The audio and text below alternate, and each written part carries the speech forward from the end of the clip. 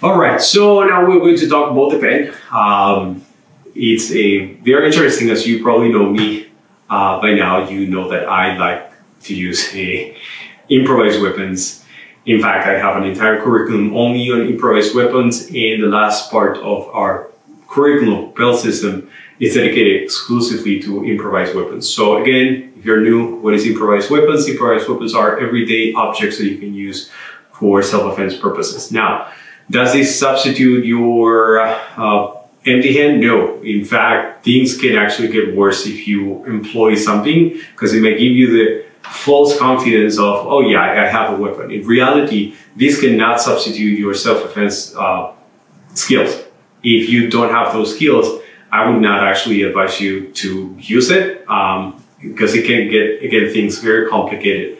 This is not, again, a substitute. This is just, you should see this just as a complement. Now, once I've clarified that, you also have to know that obviously I don't condone any type of violence. This is only supposed to be used for self-defense purposes. Once I've said that, and this is, again, I wanted to make crystal clear, you should notice the first thing that obviously once you have this, first thing that you want to notice is that you can add much more power to it without fear that you're going to break anything. But that's actually something very liberating, especially if you're used to punching a heavy bag.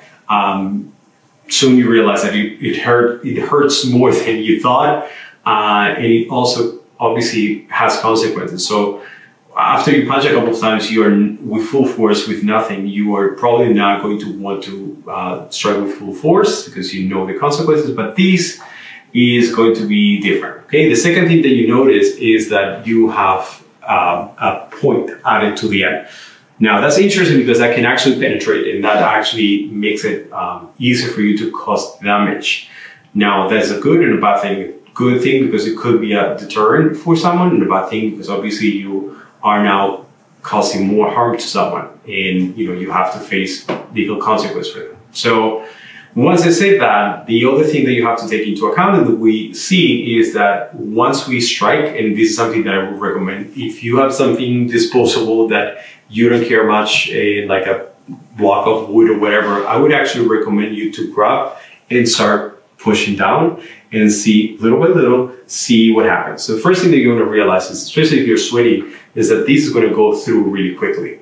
So couple of mistakes. When you grab this, you are supposed to be using the thumb on the side. I would not recommend you to use the thumb on the top. Like, I know that a lot of people grab it like this, but that actually, once you strike for real, you're going to realize that actually hurts your thumb and it doesn't apply anything else. So again, to make it safer, put it on the side. I would say like this is the better way to have a stronger grip and without fearing that problem that you had before.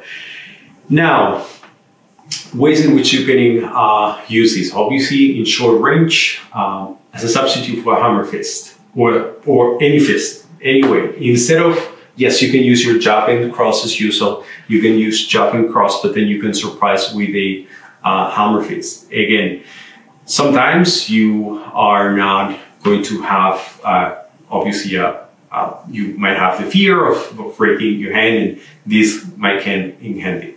Once I've said that, the way that you should practice or start practicing is the same one as you start practicing your angles in short range. So imagine that instead of using this, you're using the butting of your stick. It's the same thing. So you would have number 1, number 2, number 3, number 4. Remember, number 5 is the only one in which you can do this. Now, can you do this as a number 5 or can you do this? Yeah, it's a little bit awkward, but you can, I guess, you can do 5, okay? All the way through. 6 to the side, 7 side, go low, 8, 9, and remember, these are going to be two. When we talk about short range in which you're going to be using the puño on the stick or this, you have to aim not to the legs because it's not going to cause that much damage. It's going to be to the ball. So again, 8, 9, 10 to the face, 11 to the face, and 12 and 13. Okay, so again, 1, 2, 3, 4. Remember, you can do 5 if you want like this. You can do it like this. Doesn't matter. 5, 6, 7, 8, 9, 10, 11, and 12, 8, and 13. Now, footwork might actually be important because you want to incorporate as much power as possible, so pay attention slow.